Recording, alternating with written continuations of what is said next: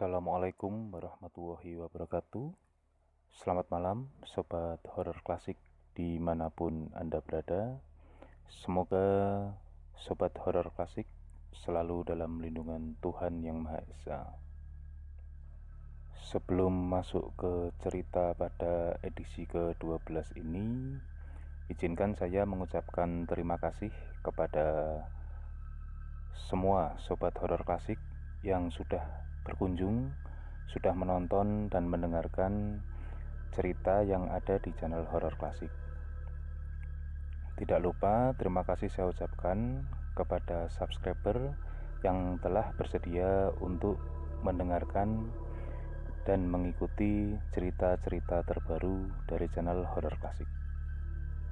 Pada edisi ke-12 malam hari ini, kita akan sedikit membicarakan tentang urban legend lama, yaitu kepercayaan yang dianut oleh masyarakat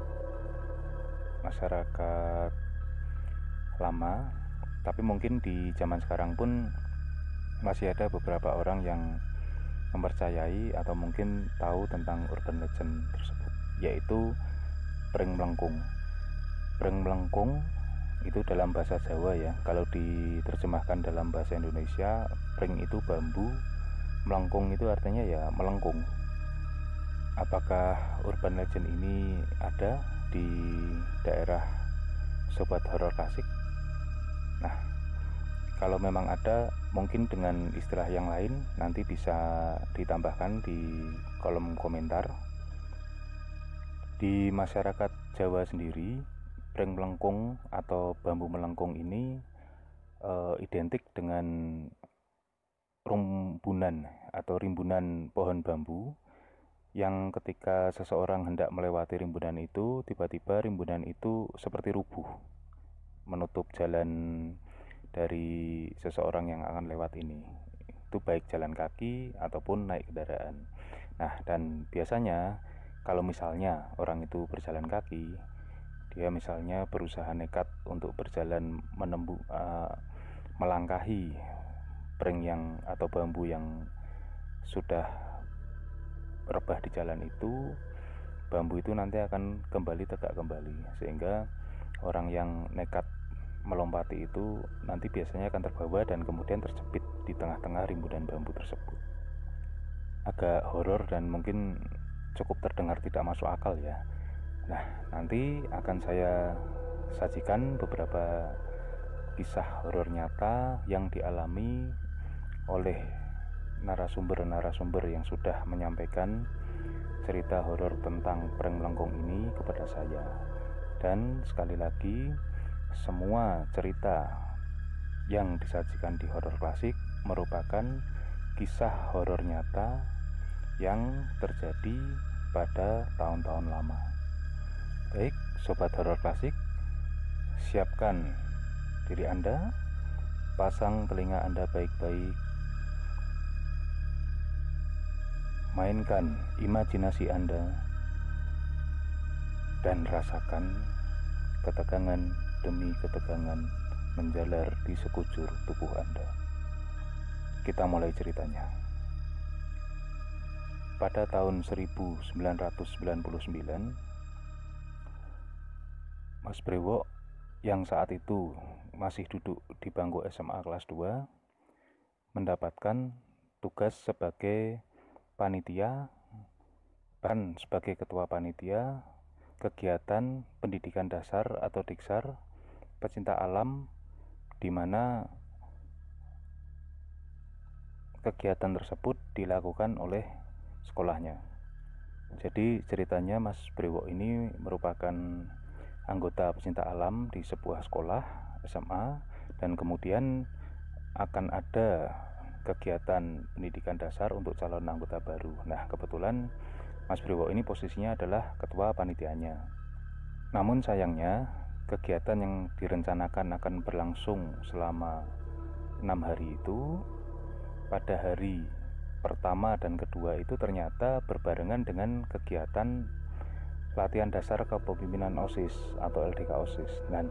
Dan kebetulan pula Mas Brewo ini adalah anggota baru dari OSIS. Nah, akhirnya setelah berembuk dengan teman-teman sesama panitia dan pembimbing, diputuskan Mas Brewo akan mengikuti kegiatan LDK OSIS terlebih dahulu, dan selesai acara LDK OSIS, Mas Brewo akan segera menyusul teman-teman panitia dan peserta yang tentunya sudah berada di gunung. Oh iya, untuk kegiatan LDK OSIS dan Diksar ini kebetulan dilakukan di lokasi yang berdekatan. Jadi untuk LDK OSIS-nya ini dilakukan di area kaki gunungnya ya, karena itu di sebuah gunung yang cukup populer sebagai tempat wisata di kaki gunungnya, dan untuk kegiatan Diksarnya sendiri berada di gunung tersebut. Nah, akhirnya Mas Brewo ya mau tidak mau menyanggupi, ya sudah, nanti selesai LDK OSIS dia akan menyusul teman-teman dan junior-juniornya atau calon anggota pecinta alam yang sudah berada di gunung. Akhirnya singkat cerita, selesai acara LDK OSIS ini, kebetulan selesainya memang sudah sore, sudah jam 4:30 penutupan acara, dan kemudian Mas Brewo tentunya tidak ikut kembali ke sekolah bersama dengan teman-teman OSIS lain, tapi Mas Brewo ini langsung menuju ke base camp rencananya, tapi dengan memperhitungkan waktu yang saat itu ya kurang lebih sudah jam 5, sebentar lagi sudah mau masuk maghrib, masuk isya. Akhirnya Mas Brewo memutuskan untuk menunggu di sebuah musola yang lokasinya masih di bawah kaki gunung. Nah, Mas Brewo ini memutuskan untuk akan mulai berjalan setelah isya saja, jadi sekalian supaya tidak menabrak waktu sholat, pikirnya Mas Brewo saat itu seperti itu. Pemikirannya kalau sudah melaksanakan sholat isya sudah tenang perjalanan, tidak memiliki tanggungan apapun. Akhirnya kurang lebih jam 7:30 malam berangkatlah Mas Brewo berjalan kaki seorang diri menembus pekatnya malam dan gelapnya hutan. Nah, setelah sekian lama berjalan, Mas Brewo ini rencananya akan menuju ke posko pelaporan terlebih dahulu supaya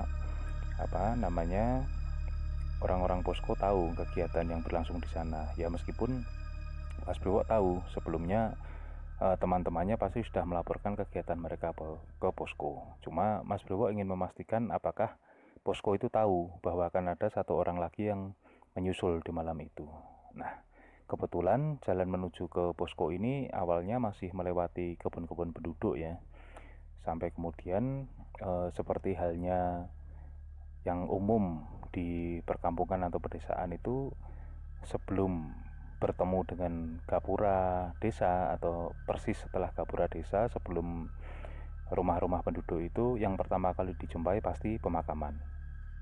Nah, di sini meskipun sendirian, Mas Brewo ya sebetulnya tidak begitu berpikir macam-macam, karena prinsipnya dia naik gunung ini tujuannya memang untuk tujuan baik dan tidak merusak, tidak mengambil atau mengganggu apapun dan siapapun. Sepanjang perjalanan ini ya Mas Brewo lebih waspada kepada hewan-hewan liar atau buas tentunya, karena meski itu sebetulnya masih berada di lahan ladang, jalan-jalan setapak yang masih berdekatan dengan ladang, dengan kebun, tapi tetap saja tidak menutup kemungkinan adanya hewan-hewan liar atau buas yang berpotensi menyerang Mas Brewo. Apalagi saat itu Mas Brewo sendirian, betul-betul seorang diri, tidak ada seorang teman pun.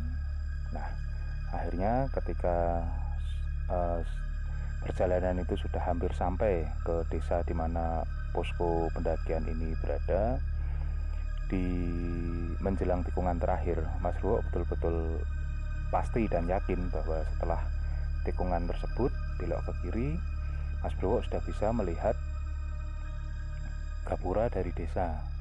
Hanya saja persis sebelum gapura desa itu terdapat makam di sisi kanan dan kiri jalan. Dan Mas Brewo tahu persis bahwa sebelum makam itu ada sebuah tempat duduk, semacam tempat duduk dari beton. Kalau orang Jawa nyebutnya buk itu. Nah, menurut senior-senior dan teman-temannya atau orang-orang yang sudah sering ke gunung itu, di situ sering terjadi atau terlihat penampakan pocong. Dan Mas Brewo sebetulnya juga sudah menyiapkan mentalnya seandainya malam ini dia bertemu dengan sosok itu. Toh meskipun ya mau bagaimana, dia sendirian ya, jadi memang apapun yang terjadi dia sudah bertekad untuk siap dengan kondisi apapun. Tapi rupanya kisah horor yang menurut Mas Brewo paling mengerikan bukan di sisi itu, tapi tepat setelah tikungan itu berbelok ke kiri, itu kebetulan memang kiri kanan Mas Brewo itu sudah berimbunan pohon bambu.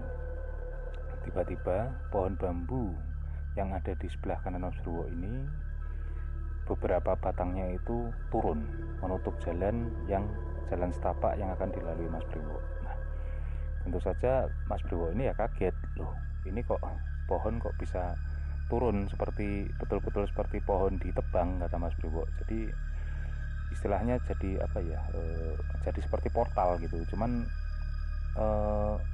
pohon bambu ini benar-benar nempel di tanah, dan itu ada sekitar 7 atau 10 batang itu.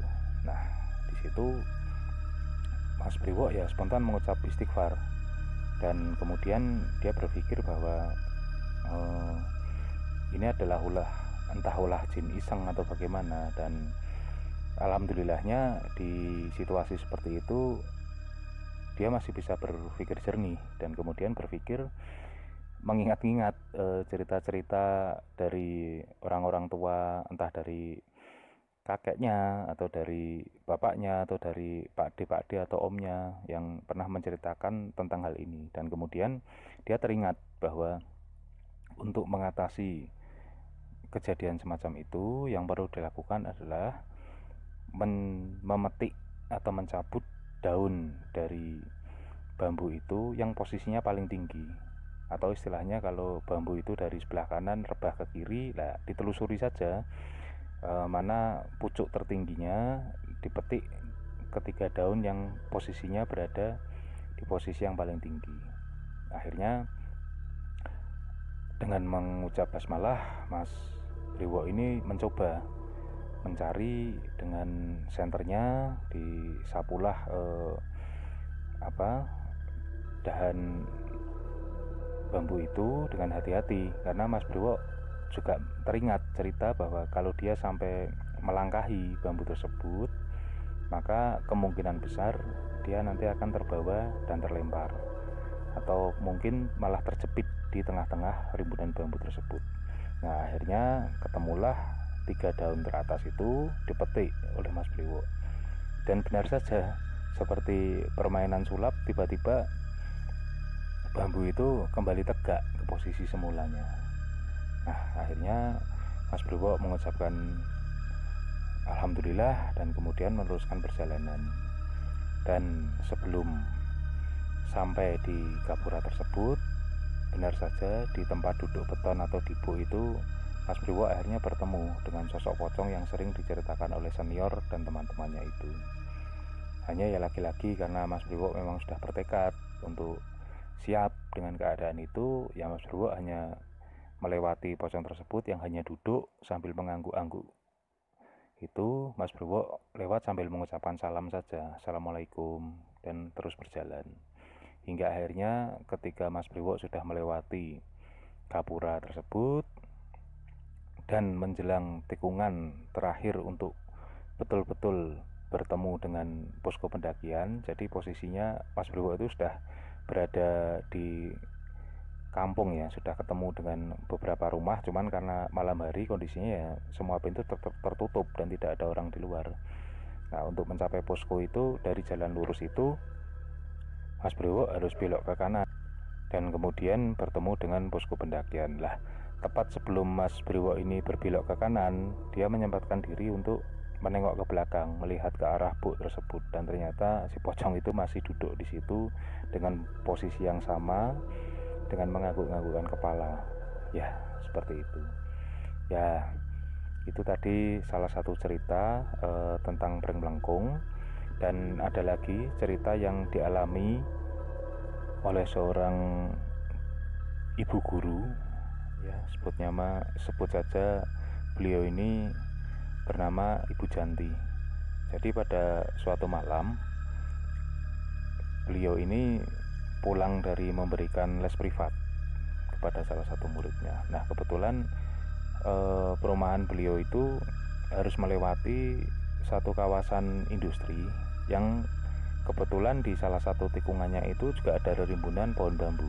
Nah, ini kalau tidak salah ingat ya, Bu Janti itu mengalami kejadian ini di tahun 94. Jadi waktu itu Bu Janti mengendarai sepeda motor bebeknya, dan persis ketika beliau hendak berbelok ke kanan, karena kebetulan itu jalan menikung ke kanan, itu beliau dikagetkan dengan rimbunan pohon bambu yang tiba-tiba turun dengan sendirinya.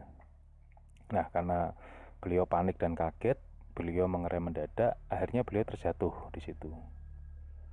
Nah, setelah beliau terjatuh, kebetulan jalan itu memang sepi, tidak ada orang lain ya. Ya meskipun sebetulnya ya masih sore, kejadian itu mungkin masih sekitar jam 8:30 malam ya. Dan posisi tikungan itu dengan perumahan beliau, dengan gang perumahan beliau itu, pintu masuknya itu sebetulnya sudah nggak terlalu jauh, mungkin hanya sekitar 700 meteran, tapi memang posisinya sangat gelap sekali.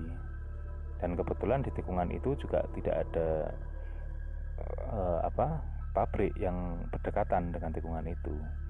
Nah, waktu itu Bu Janti hanya bisa berteriak minta tolong, karena beliau ini ya di samping merasakan kaget dan sakit, tapi beliau ini lebih ngeri dengan kondisi rimbunan pohon bambu yang tiba-tiba melengkung ini.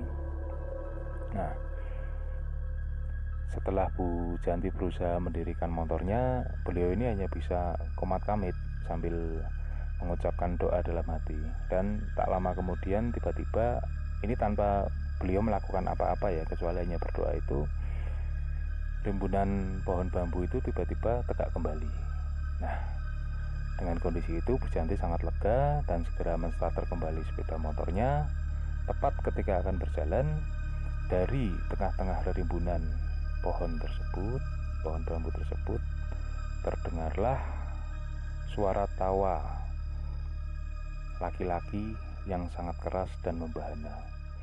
Nah, akhirnya ya Bu Janti ini cepat-cepat ngebut pulang sampai ke rumahnya. Bahkan menurut beliau itu karena saking takut dan paniknya itu, saat sampai di rumah itu beliau ini sampai pagar itu tidak dibuka tapi ditabrak sama beliau, dan kemudian pagar itu katanya sampai terlepas dari tempatnya, motornya juga jatuh, dan Bu Janti akhirnya pingsan di depan rumahnya. Cuman sudah aman karena sudah di depan rumahnya ya. Akhirnya ya suami, anak, tetangga juga keluar menolong beliau, dan kemudian beliau menceritakan tentang cerita itu tadi. Oke, jadi seperti itu sobat horor klasik, salah satu urban legend di tanah Jawa, atau mungkin juga ada di tempat-tempat atau di daerah sobat horor klasik sekalian. Silahkan mungkin yang pernah mendengar atau mungkin pernah mengalami kejadian semacam ini, nanti bisa menuliskan di kolom komentar. Dan terima kasih kepada sobat horor klasik yang sudah bersedia mendengarkan cerita ini. Saran, kritik, masukan sangat saya harapkan agar channel horor klasik ini dapat berkembang, dapat berbenah, dan selalu bisa menyajikan cerita-cerita horor dari masa lalu kepada sobat horor klasik sekalian. Baik, sobat horor klasik, cerita pada malam hari ini saya cukupkan sekian. Semoga kita semua selalu dalam lindungan Tuhan Yang Maha Esa. Wassalamualaikum warahmatullahi wabarakatuh.